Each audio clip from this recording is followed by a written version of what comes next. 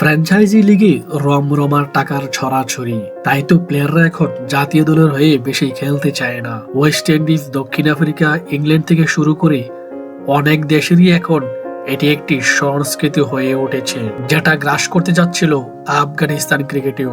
তিন আফগানি তারকা মুজিবুর রহমান, ফজলুল হক ফারুকী ও নাবিলুল হক আফগানিস্তান ক্রিকেট বোর্ডের কাছে জানিয়েছে যে তাদের নাম যেন ক্রিকেটারদের বার্ষিক চুক্তির তালিকায় না রাখা হয়। একই সঙ্গে এই তিন ক্রিকেটার ফ্র্যাঞ্চাইজি ক্রিকেট খেলার অনুমতির জন্য আবেদন করেন ক্রিকেট বোর্ডে।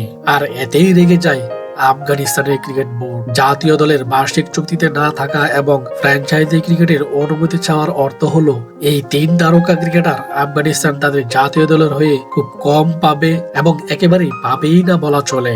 যেমনটা করছিলেন ওয়েস্ট ইন্ডিজের সুনীল নারাইন, সে শুধু ফ্র্যাঞ্চাইজি ক্রিকেটেই খেলেন, জাতীয় দলের হয়ে খেলেন না। যার কারণে আফগান ক্রিকেট বোর্ড ক্ষুব্ধ হয়ে আছে এই ক্রিকেটারদের উপরে।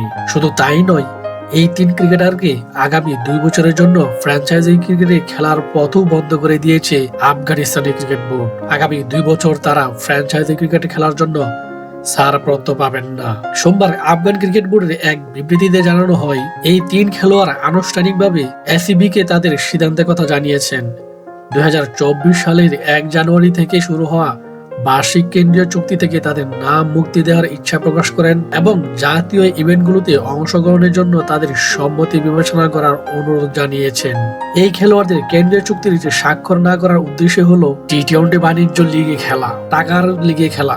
যার কারণে এসিবির কাছে সেই কমিটি তিন খেলোয়াড়ের শাস্তি স্বরূপ যে সুপারিশ করেছেন সেটি হলো, 1 নম্বরে কেন্দ্রীয় চুক্তি না দেওয়া। 2024 সালে 1 জানুয়ারি থেকে এই তিন খেলোয়াড়কে 1 বছরের জন্য কেন্দ্রীয় চুক্তির যোগ্য হবে না।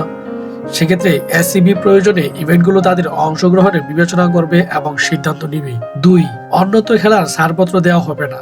এই খেলোয়াড়দের 2 বছরের জন্য অন্যত্র খেলার ছাড়পত্র দেওয়া হবে না। বাকি তাদের যাবতীয় যে এনওসি দেওয়ার হয়েছে তাও অবিলম্বে বাতিল করা হবে। এসএসির সদস্য দেশ ক্রিকেট বোর্ড এবং আফগানিস্তানের জনগণ সহ বিভিন্ন সম্প্রদায়কে স্বচ্ছভাবে এসিবি তাদের আহ্বান জানিয়েছেন।